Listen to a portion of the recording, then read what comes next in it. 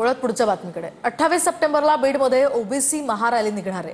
मंत्री छगन भुजबळांनी ही घोषणा केली आहे। आवश्यकता वाटल्यास मुंबई आणि दिल्लीत सुद्धा मोर्चे काढू असाही इशारा भुजबळांनी दिलाय।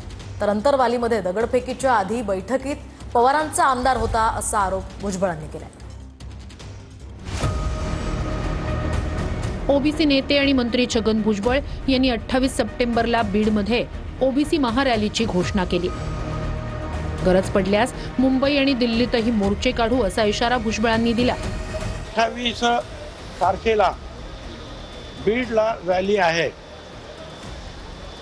अखिल भारतीय महात्मा फुले समता परिषदेतर्फे आणि सकल ओबीसी समाजातर्फे महारॅली जी आहे बीडला 28 तारखेला आहे। त्याच्यानंतर 8 दिवसांनी आणखीन पुढे आहे आणि ज्यावेळेला आवश्यकता वाटेल त्यावेळेला कुठेही जायचं असेल, दिल्लीला जायचं असेल नाहीतर मुंबई जायचं असेल, येऊ ना।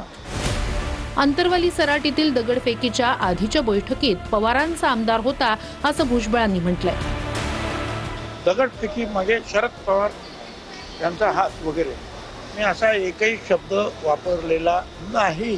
बापूसाहेब वाळेकर म्हणून ते तिथे होते, त्यांनी असं सांगितलं पाहिजे, ओपनली सांगितलं की तिथल्या आमदारांनी रात्री 2 वाजता मीटिंग घेतली। गच्चीवर अनेकांच्या दगड ठेवण्यात आले। पोलीस घराघरात लपत होते, त्यांना लाथाकडून बाहेर काढले, पण बाहेर काढून मारले।